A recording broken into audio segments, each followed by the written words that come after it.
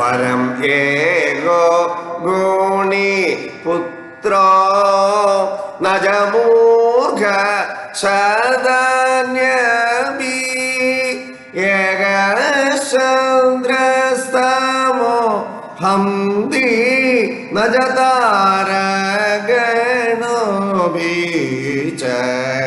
വരം ഏകോ ഗുണി പുത്രോ.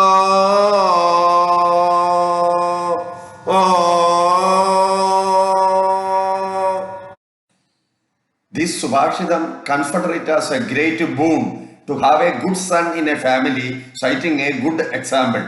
Generally, parents will be happy to be in the midst of their sons. But if all the sons are idiots, then what is the use? Instead of 100 foolish sons, one should be fortunate to get a good son in life.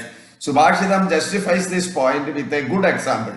In the night, thousands of stars appear in the sky, but they are not capable of dissipating the darkness. Instead, one single full moon dispels complete darkness in this world. Subhashitam therefore concludes that having a good son in a family is far better than bearing 100 idiotic sons. From the Mahabharata, we can learn that King Dhritarashtra had to meet endless sufferings due to his 100 idiotic sons till their death.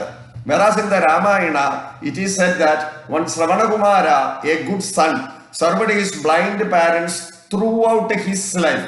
One Sravana took his blind parents for a pilgrimage as per their wishes. After a long journey, parents became thirsty. Sravana went to a river bank and started collecting water in his jug.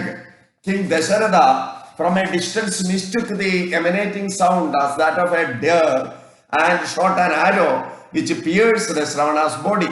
Even on his deathbed, Sravana had only one request to Dasharatha, to take water to his thirsty parents and to serve it to them.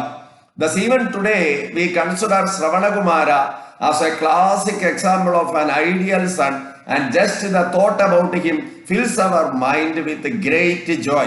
A good son do not require a spotlight as he himself glow. ഈ സുഭാഷിതം കുടുംബത്തിൽ ഒരു സത്പുത്രനെ ലഭിക്കുന്നത് ഒരു വലിയ അനുഗ്രഹമായി പ്രകീർത്തിച്ചുകൊണ്ട് ഒരു ഉപമ സഹിതം സമർത്ഥിക്കുന്നു.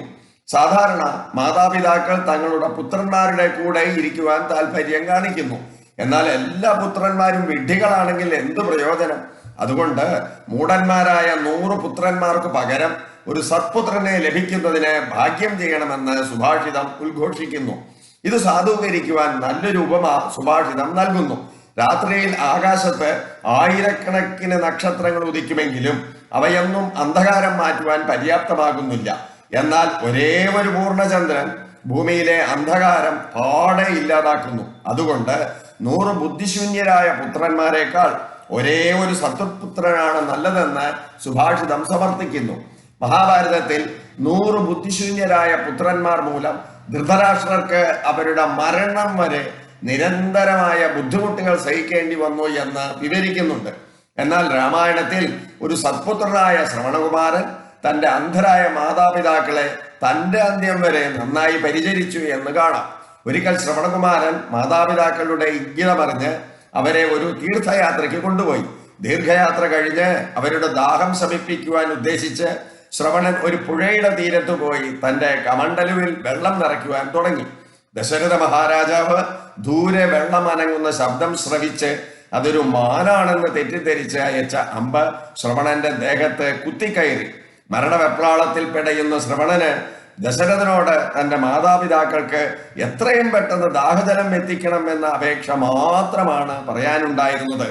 അതുകൊണ്ട് ശ്രവണകുമാരൻ എന്ന സത്പുത്രൻ ഇന്നും നമ്മുടെ മനസ്സിൽ അളവറ്റ സന്തോഷം പകർന്ന് നിറഞ്ഞു നിൽക്കുന്നു. ഒരു സത്പുത്രന് പ്രശസ്തിയുടെ ആവശ്യമില്ല. ആ വ്യക്തി സ്വയം പ്രകാശിച്ചു കൊണ്ടേയിരിക്കും.